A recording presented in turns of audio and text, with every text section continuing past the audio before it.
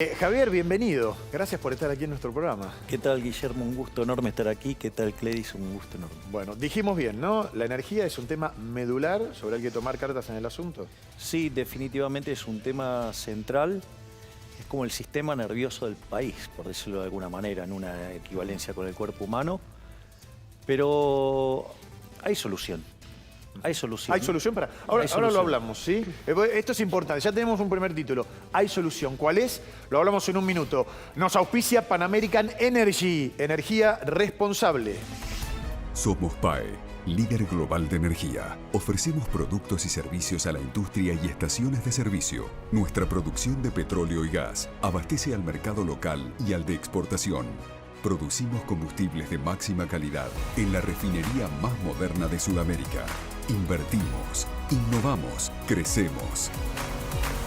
Somos PAE, energía para la industria.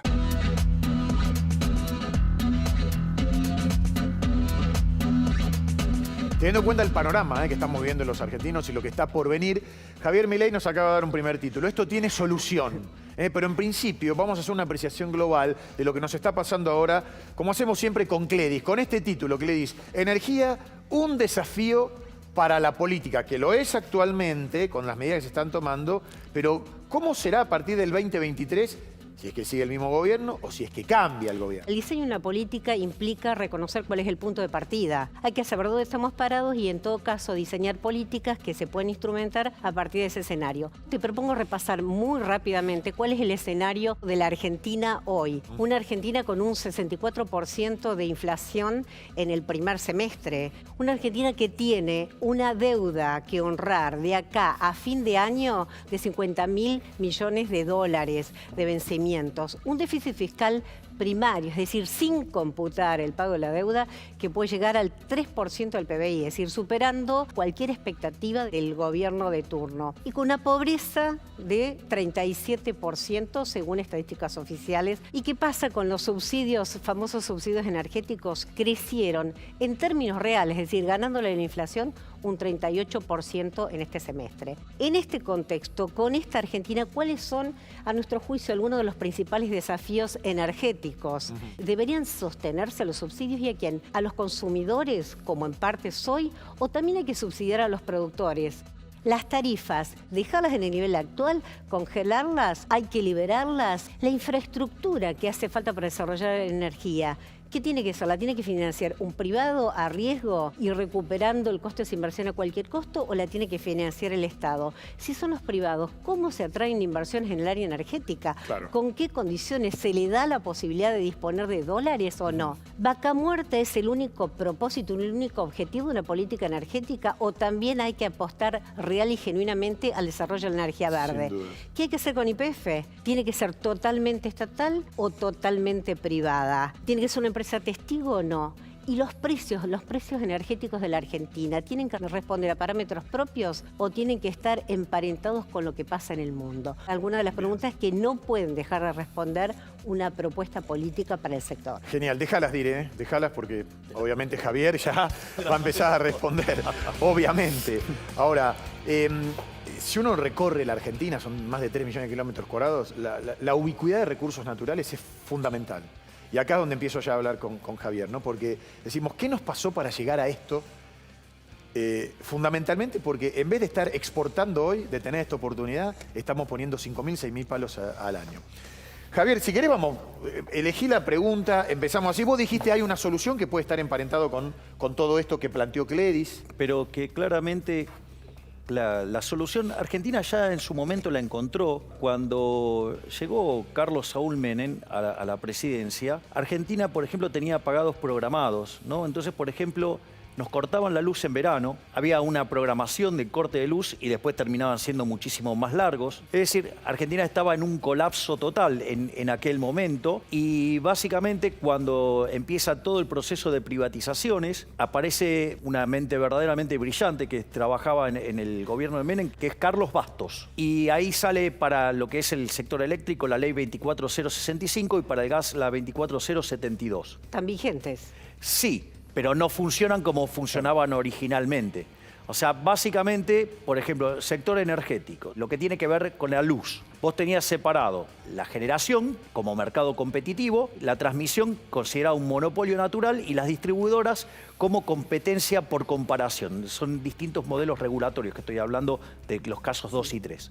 La ley, si vos querés, sigue vigente. Ahora, ¿cuál es el precio de mercado que tendría hoy la energía? $109 el megawatt. ¿Y cuánto se paga en tarifa? 45. Tenés un problema gigante. Es más, si vos hicieras las reformas pertinentes, vos podrías hacer que el costo marginal de largo plazo tienda a $65 y tendrías que hacer esa recomposición tarifaria. Pero ¿cuál es el problema? El problema es que este gobierno lo que hace es maltratar a los precios. Hoy, por ejemplo, ¿cuánto se paga del costo? Es un 60% de subsidio. O sea, para ser exacto, 59%. Entonces, vos tenés muy distorsionada la señal de precios. Y esto macroeconómicamente no es barato, ¿eh? Los únicos que pagan la tarifa plena son los grandes usuarios y los industriales. El resto no pagan todo el precio. ¿Cuánto le costó este chiste de romper el mercado energético a la Argentina? En total, entre lo que es electricidad, que son $70.000 millones, y si le sumás lo que tiene que ver con el gas, ¿sabes en cuánto estamos? $154.000 millones. ¿Eso qué significa? Hoy, ¿qué harías vos? ¿Erradicarías los subsidios y liberarías las tarifas según criterio de las productoras de gas y electricidad? ¿Sí o no? Sí, a ver, obviamente que tenés que ir a un mercado como el que teníamos cuando funcionaba, que funcionaba perfecto, digamos, donde el mercado de generación es libre. Los subsidios energéticos hoy te demandan 4 puntos del PBI. ¿Cuál es el problema? Vos decías ahí el déficit. El déficit fiscal primario en Argentina es 3.5 del PBI. A eso le tenés que sumar los intereses, o sea, estás en 5.5 del PBI. Y a eso le tenés que sumar el cuasi fiscal, el del Banco Central. Ahí estás en 9 puntos del PBI. Digo, para tener un orden de magnitudes del desastre macroeconómico que tenemos. ¿Cuál es el problema? Cuando vos vas a iniciar una RTI, por ejemplo, para hacer una revisión tarifaria integral, ¿cuál es el problema que tenés? Que cuando vos haces la RTI, te mezclan el problema real con el problema inflacionario. Y esto no es trivial, porque vos hablabas de la inflación. La inflación sí, es 64 o 65 si la mirás en los últimos 12 meses. Sí, pero si vos tomás en lo que va este semestre y lo analizás, estás al 85. Si vos la tomás en alimento, que es un indicador líder, estás al 120. Si vos, o sea, corregís por brecha cambiaria, estás arriba del 300%. Si vos mirás el desequilibrio macroeconómico, tenés subyacente una inflación reprimida de por lo menos del 500%. Entonces, ese es el contexto macroeconómico donde vos, además, si medís bien la pobreza con los nuevos datos de inflación, vas a estar más cerca del 50, seguro. Vas a tener más de 10% de indigentes. O sea, entonces, vos cuando querés hacer la recomposición del sector, el problema es que tenés un problema furioso en términos macroeconómicos, que si vos no arreglás el problema macroeconómico, nunca alcanzás a darle la solución definitiva. ¿Cómo se recompone el sector? Primero, las cosas se pagan, digo, el precio es precio. Entonces, digo, lo primero que tenés que respetar son los precios. Respetar los precios es que en toda la parte de generación, esa parte que es libre, que funcione libremente, que el precio sea precio. Perdón, evidentemente, Javier, es tu concepción, la visión macroeconómica. Pero ¿qué hay que hacer concretamente con una situación que está dada hoy? Pero, ¿Qué digamos, hay que hacer con vos tenés que dar precios, tarifa. Vos tenés que dar tarifa. Javier, en este marco, cuando llegás a la pará. tarifa, es impagable. Bueno, pero ahí hay otra forma de recomponer los equilibrios macroeconómicos, en lo que es el equilibrio económico-financiero de las empresas. Cuando vos vas a hacer una recomposición tarifaria, no solo tenés que mirar la tarifa. Este es el gran error que cometió Aranguren. ¿Aranguren qué hizo? Lo hizo a lo bestia. Vos tenías un desfasaje de 15-1. ¿Qué dijo? Bueno, el primer año multiplicó por 5, o sea, la subió 400% y después así sucesivamente hasta que se eliminaban los subsidios. Ahora, ¿cuál es el problema? El problema es que vos lo podrías haber hecho de shock y bien, y no gradual y mal, que es recomponer la ecuación económica financiera de los contratos. Es que la tiren activos, ¿sí? O sea, el flujo de fondos del proyecto, por decirlo de alguna manera, genere una tasa interna de retorno que supera el costo de oportunidad del capital medido por el WACC. Entonces, son todos elementos que a vos te permiten y obviamente, bajar impuestos. Hoy, cuando vos mirás la tarifa, el 50% es impuesto. Sí. Entonces, lo que vos tenés que sacar es impuesto. Otra cosa de las que podés hacer es, por ejemplo, eliminar el impuesto a las ganancias reinvertidas. Sí, mirá todas las cosas que vos podés hacer, te permite que el impacto en precio sea mucho menor, porque son todos elementos equivalentes que le bajan los costos presentes y futuros a las empresas y le permite esa cobertura de la ecuación económica financiera del contrato con precios más bajos. Ahora, Javier, lo que te quiero decir, perdón. Sí. Vos estás hablando de que en definitiva deberían venir inversiones, quitar impuestos, etcétera. Pero ¿cómo haces en un país donde no hay confianza? Bueno, por eso lo que yo digo es bueno, por ejemplo, ¿cuánto lo que nosotros necesitamos, por ejemplo, invertir en toda la parte de gasoductos y Ponele. transporte? Bueno, ¿sabes cuánto es? Necesitas 30.000 millones de dólares en 7 años. 9.000 deberían ser invertidos en los qué? próximos 3 años. Para que tengas un orden de ¿A qué magnitud. obras te estás refiriendo? ¿A obras determinadas? Sí, de gasoductos, por Gasoducto, ejemplo. Por ejemplo. Néstor Kirchner. Sí, Entonces, cuando vos vas a hacer una inversión, vos necesitas que ese proyecto tenga retorno. claro. Ahora, veamos la cuestión de los retornos. Hoy el riesgo país en Argentina, que es la sobretasa que paga Argentina sobre un bono americano, 2.800. es 2.800. Es decir, la tasa de interés en dólares en Argentina es 28-29% en promedio. Punto 1. Si vos mirás la punta corta, es decir, los bonos más cortos, que es lo que verdaderamente te importa para mirar el riesgo, ¿sabes cuánto es el riesgo país ahí? 5.500. Si vos quisieras cubrirte de un default de Argentina, ¿sabes cuánto es? Ya ni siquiera opera, ya no opera más. ¿Por qué dejó de operar? Porque el riesgo país superó los 10.000 puntos básicos mirando el credit default swap. Entonces, ¿qué chance tenés de invertir? Cero. Y la realidad es que la inversión no la tiene que hacer el sector público. El sector público todo lo que hace lo hace mal, todo lo que toca lo estropea. Entonces hoy, por ejemplo, el gasoducto Néstor Kirchner, vos no lo harías porque No tiene por qué meter la mano los ladrones de la estatal. política. Todo lo que toca la política lo hace mal y lo pudre. Mira, el sector privado lo hace mucho mejor porque si lo hace mal quiebra. Mira, esto lo decía Friedman, hay 4 formas de gastar. Vos podés gastar tu dinero o el de otro, si lo podés gastar en vos o en otro. La mejor forma de gastar es tu dinero en vos mismo porque sabes cuánto te cuesta ganarlo y qué es lo que vos querés.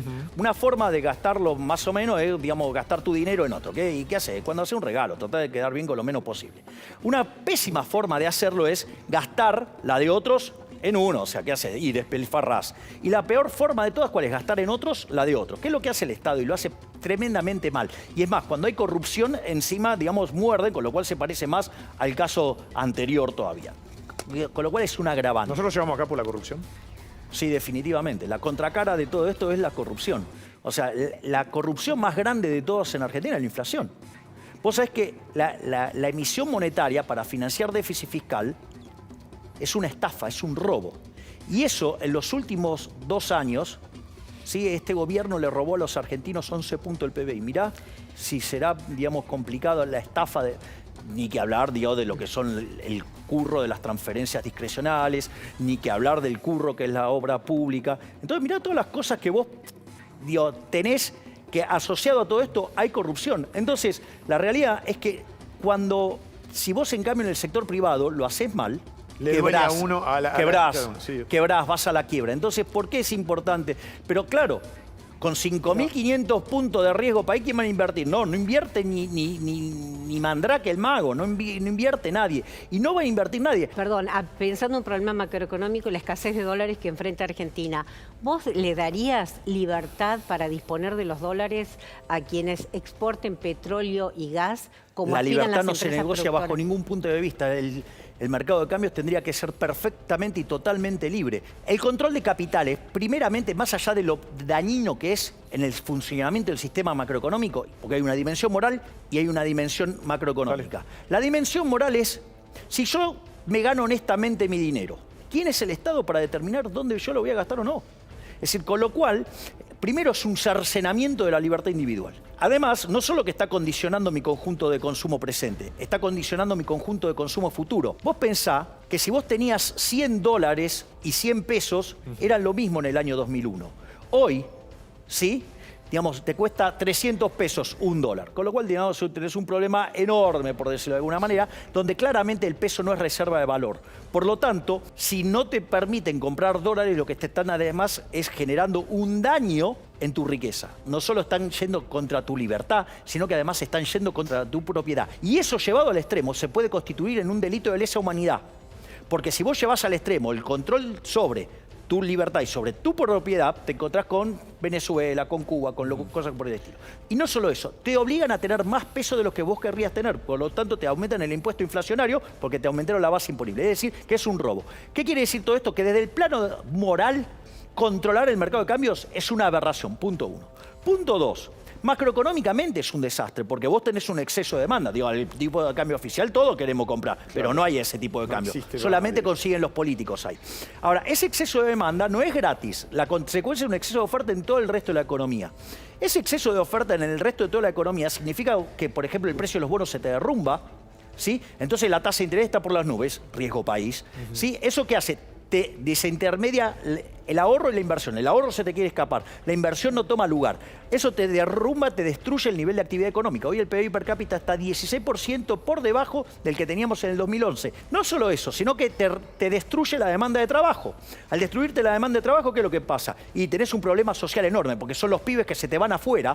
Sí, claro. ¿Sí? Y los pibes de los segmentos postergados que terminan en la delincuencia. ¿Eso qué hace? Te aumenta a los pobres y los indigentes, con lo cual te aumenta la demanda de programas sociales y como no tenés cómo financiarlo, generás más emisión monetaria, más inflación y aumentás el sobre un problema económico muy concreto que está resolviendo ahora el gobierno. Las distribuidoras del país, algunas del área metropolitana, otras del interior, le deben al Estado, se financian no pagando la energía al Estado. Deben 390.000 millones de pesos. Sí, bueno, es una estrategia defensiva. O sea, cuando vos estás en una empresa y a vos te están complicando la caja por el otro lado y vos pisás por otro lado. O sea, digamos, es una estrategia defensiva. Entonces, si yo soy presidente, no vas a tener un problema, ¿sí? del tipo de cambio. ¿Sabe por qué? Porque el mercado va a ser libre. Entonces vas a hacer directamente las transacciones en la moneda que vos quieras. O sea, una posibilidad es que los argentinos, como históricamente eligieron los dólares, vas a poder hacer los dólares. Cuando vos no tengas más inflación, cuando ya no tengas más distorsión macroeconómica como consecuencia de los políticos ladrones que emiten dinero, bueno, a partir de ahí vos vas a empezar a hacer recalibraciones de precios interesantes. Hay algo que es una realidad. Bolivia el último mes 0,4% de inflación, Chile otro tanto, México. Los únicos que tenemos inflación somos Argentina. Estamos entre los 3 países con más inflación del mundo. Cuba, claro. Te hago la pregunta que quiere hacer la gente. ¿Cómo eliminás la inflación? ¿Y en cuánto tiempo? Si hay una proyección si fueras presidente. A ver, vamos por partes. La inflación tiene que ver con eso, sí, ¿no? Con por la eso. energía. La inflación es siempre y en todo lugar un fenómeno monetario. Eso es una consecuencia de un aumento de la oferta de dinero por encima de la demanda de dinero, que hace que el poder adquisitivo de la moneda caiga y que todos los precios expresados en esa unidad monetaria suben. Por lo tanto, la única forma que descubrió el mundo para terminar con esto es cortando la emisión monetaria. Ahora, Argentina tuvo una regla monetaria fuerte con eso, fue la convertibilidad. Sí. No solo que logró derrotar la inflación, sino que además ganaba elecciones, ¿sí? Esa regla. El Banco Central era absolutamente independiente y además toda la estructura contractual de la economía estaba denominada en términos de la regla. Sin embargo, cuando los políticos chorros necesitaron plata, se llevaron puesto al Banco Central. La propuesta que yo hago, directamente esa posibilidad no la van a tener más. ¿Sabe por qué? Porque eliminaría el Banco Central, eliminaría el peso. Ahora, la respuesta a tu pregunta es, si yo hoy frenara la emisión de dinero, para que vos dejes de tener inflación vas a tardar entre 18 y 24 meses. Es lo que tarda, o sea... A ver, pero vos hablás de cualquier transacción en cualquier moneda para evitar la inflación, ya sea dólar, sí, euro, lo más pesos mismos. No, el peso se eliminaría. Porque si dejás el peso, los políticos los van a seguir usando y ¿sabés a quiénes van a joder? A los que menos tienen. Los principales beneficiarios de la estabilidad monetaria son los más vulnerables, porque la inflación le pega entre 25 y 30 veces más fuerte. Cuando los políticos te dicen de no emitir y todas esas cosas, es bárbaro cuando dicen no, de la inflación que habría. ¿De la inflación de qué habría? Digo, o sea, en el fondo ya generaron el desastre monetario. Entonces, digo, con lo cual lo único que estarías haciendo es sincerar las cosas. Ahora la pregunta es, ¿por qué entonces no la quieren sincerar? ¿Qué harías con vaca muerta? Libertad, digamos, para que puedan poder producir. No puede ser que nosotros tengamos el reservorio de gas no convencional más importante del mundo y seamos importadores netos. ¿La invasión de Rusia a Ucrania hubiese sido una gran oportunidad si nos hubiese encontrado bien parados? Obviamente, claro. ¿Cuánta plata estaríamos? Doris Capurro dijo acá, 33.000 millones de dólares al año, ¿puede ser? No sé, algo así. Sí, mucho. Yo no tengo no lo tenés hecho el cálculo, yo no tengo pero hecho sería ese cálculo. Varios campos. Pero claramente Argentina no tendría los problemas que tiene ahora. Tendría que todos sus commodities estarían subiendo de precio y le estaría yendo mucho mejor. Y sin embargo, digamos, con esta estupidez de andar controlando el tipo de cambio porque no quieren sincerar las variables, entonces, claro, o sea, mientras que van generando una olla a presión muchísimo más grande y donde la explosión va a ser muchísimo peor, sí, además, o sea, podrías tener un aluvión de dólares si no los tenés. Javier, si vos llegás al gobierno, te vas a encontrar con una Argentina que está emitiendo hoy entre 25 y 30 millones de cheques, planes sociales, planes. ¿Eso cómo se soluciona? la única forma que tiene solución eso es con crecimiento económico. Y yo para eso estoy proponiendo reformas de 3 generaciones. En la primera generación de reformas vos tenés que hacer una fuerte reforma del Estado para bajar el gasto público y para poder bajar impuestos. Tenés que reformar el mercado laboral hacia adelante para darle flexibilidad. Una vez que vos haces eso, recién ahí podés abrir la economía para no generar un desastre y un industricidio como se generó, por ejemplo, en los 70s.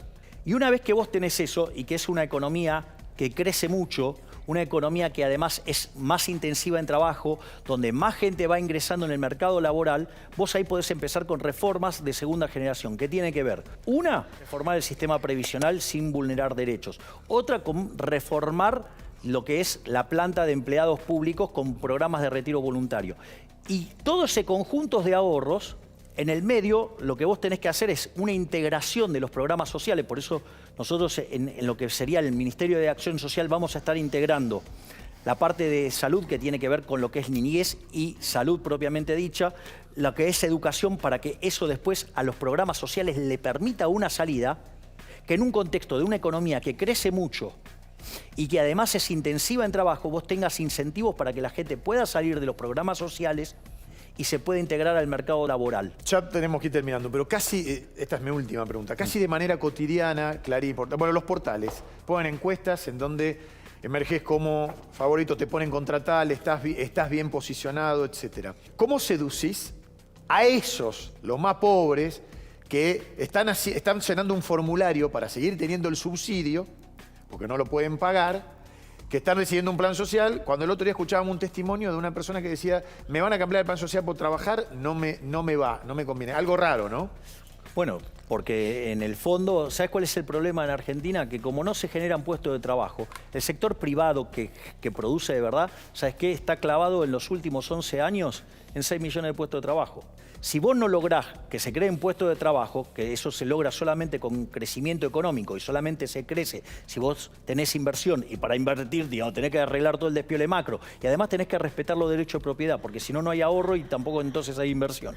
Entonces, si vos no comprendés cómo se resuelve ese problema, nunca vas a llegar a poder resolver el problema social. Y el tema social tiene que estar enlazado con los problemas de la salud, con los problemas de la niñez y con los problemas de la educación, porque esa es la única forma que vos tenés para reinsertar esas personas que mientras que muchos lo miran despectivamente, en realidad son víctimas del sistema. Pero ¿cómo querés que funcionen los incentivos si hoy gente que trabaja, el 30% de gente que trabaja es pobre? O sea, si vos no arreglás ese mega problema que te está generando la casta política, porque en el fondo, tanto este gobierno como el anterior, te piden el poder, te piden los votos para quedarse ellos con el poder y tratar de disponer, y lo hacen, de tu vida, de tu propiedad, ¿sí? De tu libertad. La diferencia es que yo no te pido el voto para tener poder yo, sino que te pido el voto para devolverte el poder. Para servir. Para que exactamente. Entonces, pero te devuelvo el poder a vos. ¿Sabés cómo se hace eso? Haciendo una economía más libre, haciendo más mercado. Bueno, gracias Javier por haber venido.